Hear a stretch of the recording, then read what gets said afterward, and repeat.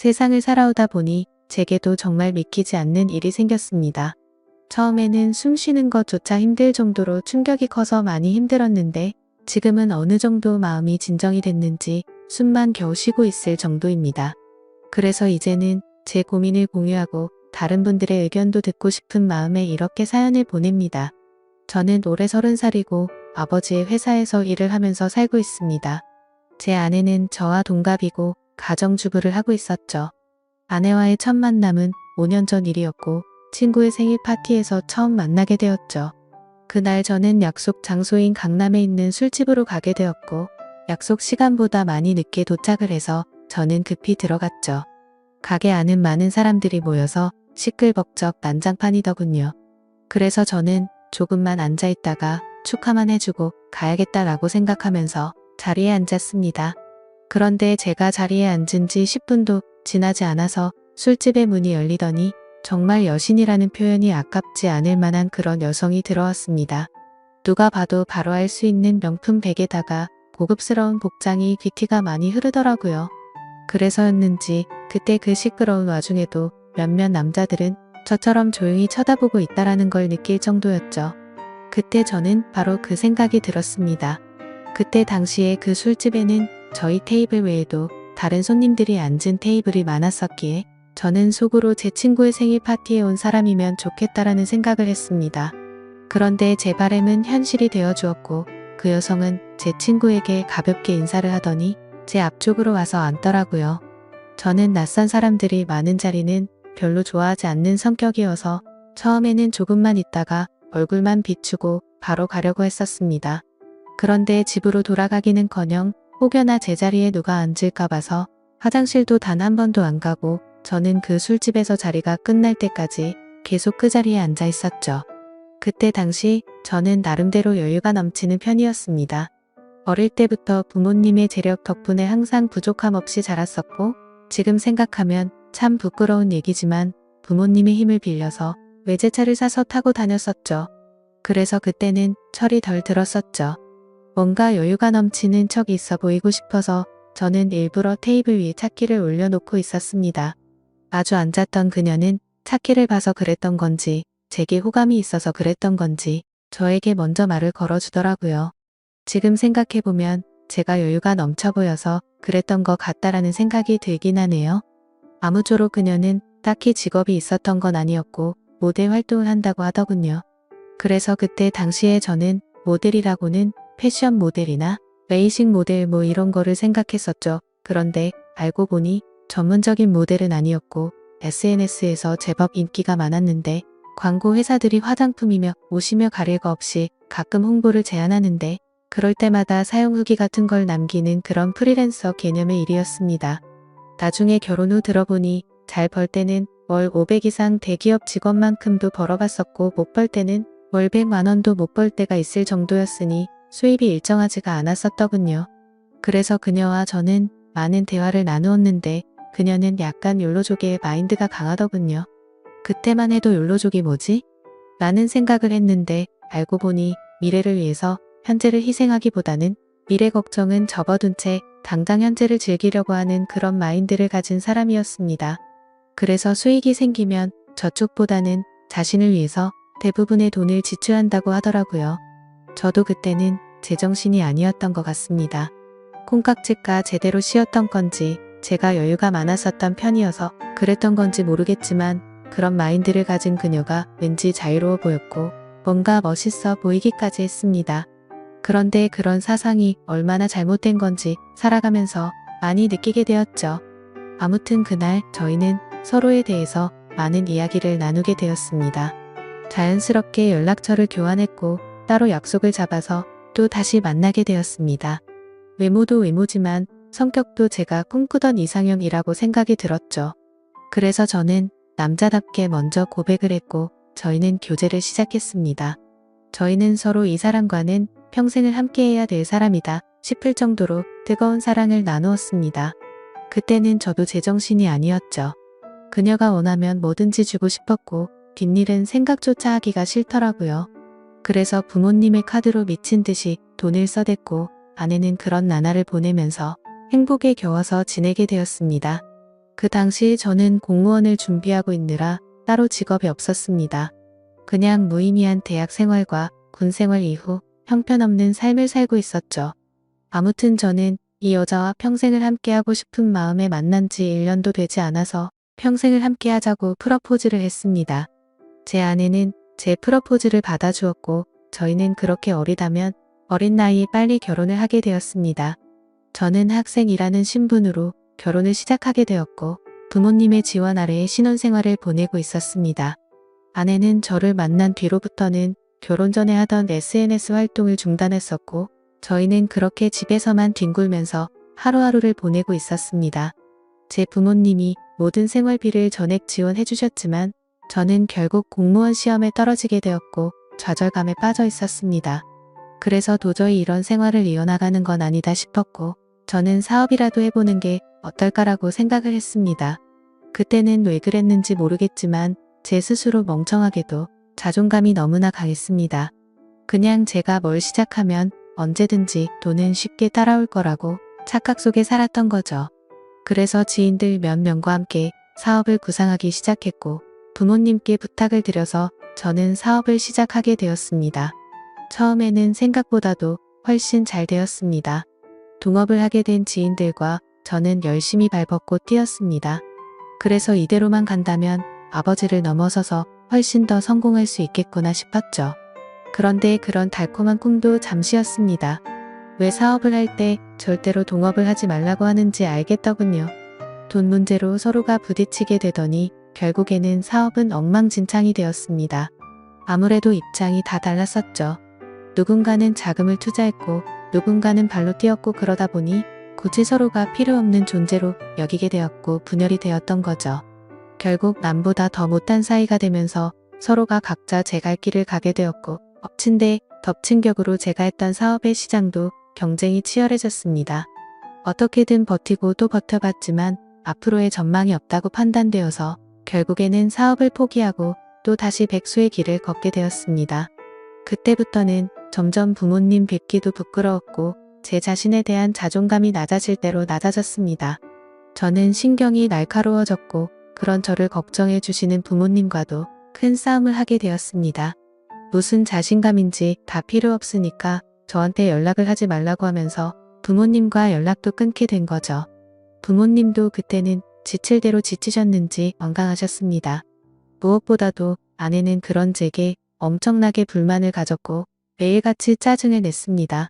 지금 당장 우리 둘 다 수입이 없는데 그렇게 싸우면 우리 생활을 어떻게 하느냐고 말이죠. 그래서 저는 쓸데없는 자존심으로 내가 어떻게든 먹여 살릴 테니까 걱정하지 말라고 했고 그날부터 할 수 있는 일은 뭐든지 했습니다. 쓸 수 있는 게 몸뚱아리 밖에 없다 보니 배달 대행도 해보고 대리기사도 뛰었습니다. 그렇게 1년 동안 겨우 입에 풀칠하면서 버텨갔지만 도저히 미래에 대한 비전이 안 보였습니다. 그래서 결국 저는 부모님께 사죄를 드리게 되었습니다. 그동안 실망시켜드린 죄스러운 마음을 보답하기 위해서 아버지 회사로 들어갔습니다. 아버지 회사는 동생이 대학을 포기한 채 사업을 돕고 있었고 동생이 그 사업을 이을 예정이었습니다. 저 또한 아버지의 뒤를 이을 생각으로 들어간 건 아니었고 그래도 하루 벌어 하루 먹고 사는 인생보다는 기술이라도 배우는 게 낫겠다 싶어서 들어가게 된 거였죠. 동생의 밑에서 일을 배워가며 했지만 기분이 나쁜 건 전혀 없었습니다. 1년 동안 더 뼈저리게 사회생활이 힘들다라는 걸 깨달은 덕분이었죠. 그래서 그동안 부모님 카드로 돈을 막무가내로 쓰던 지난날을 반성하게 됐고 오히려 그동안의 잘못을 뉘우치면서 저는 부모님의 신뢰를 얻기 위해 정말 열심히 살았습니다. 그렇게 하다 보니 좋은 결과들이 점차 뒤따라오기 시작하더라고요. 기존의 업체들보다 제법 규모가 큰 업체들이 운 좋게 거래처로 들어오게 되었습니다. 그 후 저의 출근 시간은 매일 새벽 6시가 되었고 퇴근은 저녁 10시 이후에 하는 생활이 이어졌습니다. 그런 생활이 이어지다 보니 자연스럽게 몸과 마음은 점점 힘이 들었죠. 하지만 과거 부모님 등쳐먹으면서 백수로 지낼 때보다는 훨씬 나았습니다. 항상 떳떳하지 못했던 제 자신이 이제서야 사람 취급받을 수 있겠구나 싶었고 제 스스로를 안도하면서 힘을 내고 있었죠. 이렇게 열심히 땀 흘려가면서 사는 게 맞구나 싶으면서 말이죠. 그때쯤에 아내는 휴대폰을 바꿔달라고 하더라고요. 그래서 저는 신규로 가입하는 게 저렴하길래 신규로 하나 사주었습니다. 제 아내는 연애 시절부터 그랬지만 항상 휴대폰을 손에서 놓지 않고 살았습니다. 여자들이 몰래 핸드폰으로 이것저것 많이들 하니까 뭐 그러려니 했었죠. 그런데 힘들게 일하고 들어왔는데도 얼굴은 마주치지도 않고 대화할 틈 없이 매일같이 휴대폰만 보고 있는 게 못마땅하긴 했습니다.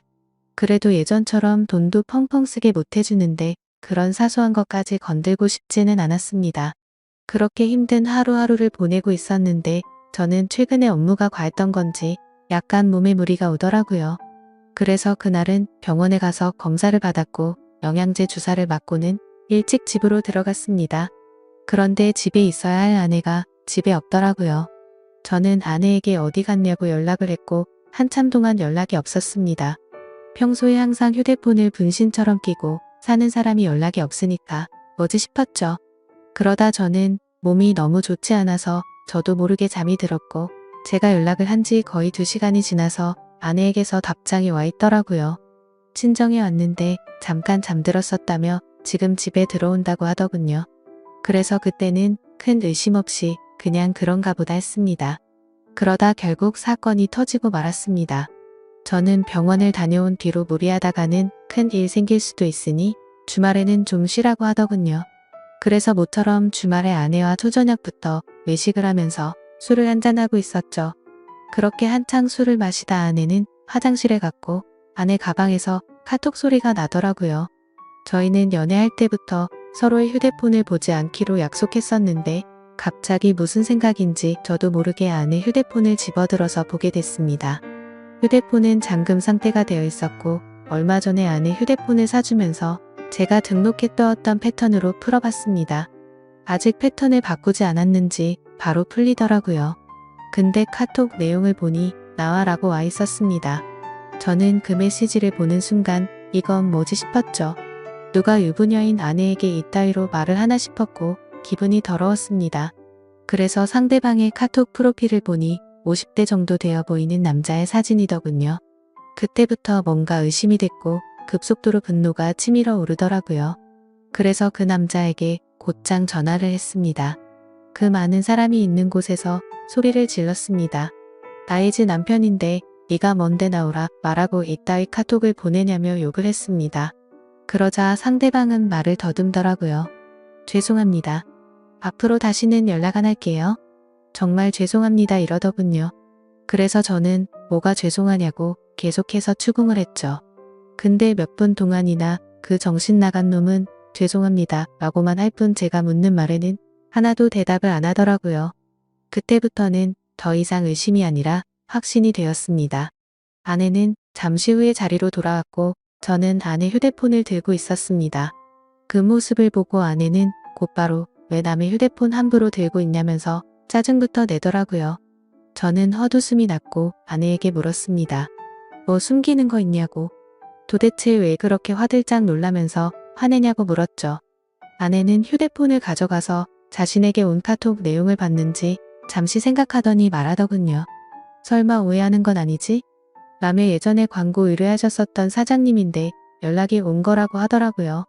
그래서 저는 너는 아는 사람한테 문자를 그따위로 보내는 사람 봤냐고 물었습니다. 그러자 아내는 그러게 이 사람 제정신이 아닌가 본데? 라며 시치미를 떼더군요. 저는 말했습니다. 내가 이미 그 사람한테 전화했고 그 사람이 다 인정하고 사과까지 했는데 끝까지 거짓말하려고 하냐고 말했습니다. 외도를 했다고 듣지는 않았지만 일부러 아내를 떠보려고 그렇게 말해봤습니다. 그러자 아내는 통화 내역을 확인하더니 조용히 있다가 미안하다고 하더라고요. 제발 그 말이 나오지 않기를 바랬습니다. 그냥 단순한 착각이길 바랬고 그 대답을 듣는 순간 피가 거꾸로 솟더라고요. 이게 미안하다고 될 일이냐고 말했고 그동안 있었던 일에 대해서 솔직하게 말하라고 했습니다.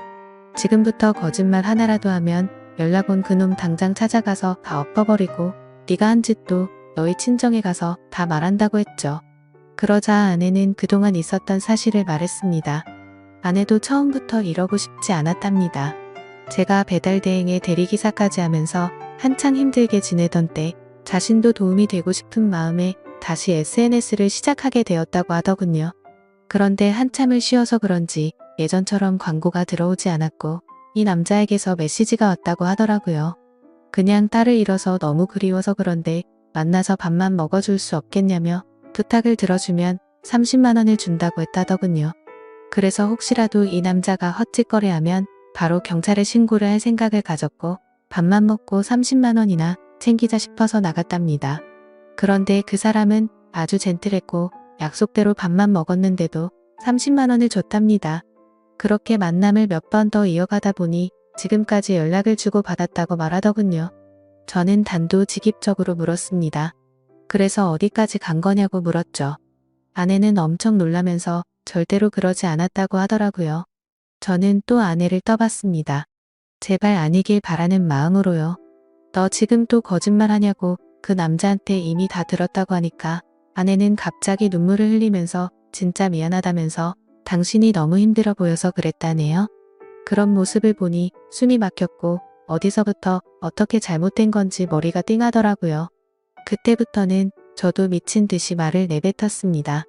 네가 이따위로 내 뒤통수를 치냐며 내가 힘들어서 그랬던 거면 여지껏 그 더러운 돈 받은 거 어디 갔냐고 했습니다. 아무 대답도 없더라고요. 도저히 이해가 되지 않았습니다. 제가 힘들어 보여서 그랬다더니 그 더러운 돈으로 뭘 했을지 뻔히 보였죠. 저는 도저히 그 자리에서 같이 얼굴을 마주할 자신이 없어서 일단 집으로 꺼지라고 하고는 저는 그 자리를 떴습니다. 그날 이후로 저는 밥은 하루에 한 끼도 제대로 먹지도 못하고 억지로 먹어도 심각한 스트레스 때문인지 전부 토하게 되었습니다. 며칠이 지나서 아내를 불렀습니다. 아내는 별로 힘든 것도 없었는지 별로 달라진 모습이 없더군요. 제 모습을 보자마자 왜 이렇게 말랐냐면서 자신이 정말 미안하다고 하더라고요. 저는 아내에게 말했습니다. 너는 돈이 그렇게 좋냐고 내가 잠깐 힘들게 하니까 그새를 못 참고 그렇게 곧바로 다른 남자한테부터 먹으면서 그 더러운 돈으로 네가 사고 싶은 거 사면서 좋았냐고 했습니다. 그러자 마음이 너무 많이 불편했답니다. 근데 여자한테 필수적으로 필요한 화장품이며 여성용품을 샀고 사치를 부리지 않았다면서 핑계를 대더라고요. 제가 나름대로 1년 동안 열심히 해가면서 벌어다 준 돈은 돈이 아닌가요? 저는 그동안 내가 집에 넣어준 생활비는 어디다 썼냐고 거짓말 하지 말라고 했습니다. 아내는 사실 친정에서 돈이 필요하다고 해서 거기다가 생활비를 보내줬다고 하더군요. 진짜 너무 어이가 없고 기가 막혔습니다. 아내와 제가 결혼을 할 때 돈 한 푼도 보태지 않았던 친정이고 제 부모님과 다투고 밥 사 먹을 돈도 없어서 도움을 청했을 때 매정하게 거절했던 장인 장모였습니다. 근데 그런 인간들한테 제가 피땀 흘려 번 돈을 보냈다고 하네요. 이 말을 아내에게 하면서 네가 도대체 생각이 있냐고 물었습니다. 그러자 그럼 어떻게 하냐며 아무리 그래도 부모님이 힘들다고 하는데 어쩔 수 없었답니다. 도대체 뭘 어쩔 수가 없다는 거죠? 제가 돈 10원도 못 벌어온 것도 아니고 충분히 먹고 사는데 문제는 없었는데 그 돈을 홀라당 친정에 보내주고는 화장품이며 여성용품 사려고 돈 많은 남자한테부터 먹었다는 걸 어떻게 이해해야 하죠? 솔직히 아내의 친정도 심각한 문제입니다. 저희 집에만 매달려서 돈 한 푼도 없이 딸을 시집 보낸 것도 모자라서 제가 아내 모르게 돈을 빌려준 돈도 꽤 많습니다.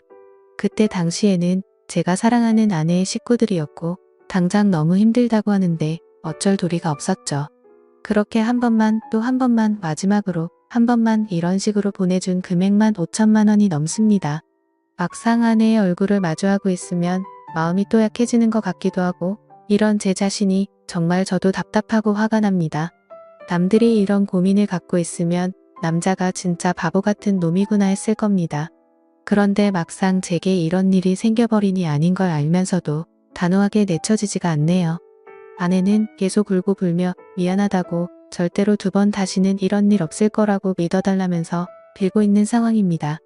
저는 이게 돌이킬 수 없는 일이기에 아내가 너무 천박하다는 생각을 하면서도 어떻게 해야 할지 도저히 모르겠습니다. 제가 아내를 믿어준다고 하더라도 아내가 그 늙은 남자와 있었던 상상들을 계속해서 하게 될 텐데 이 만남이 유지될 수가 있을까요? 정말 어떻게 이렇게 한순간에 처참하게 모든 게 무너져 내릴 수 있는지 제게 닥친 가혹한 현실이 너무 힘이 드네요. 인생이란 참 어렵고 힘든 것 같습니다.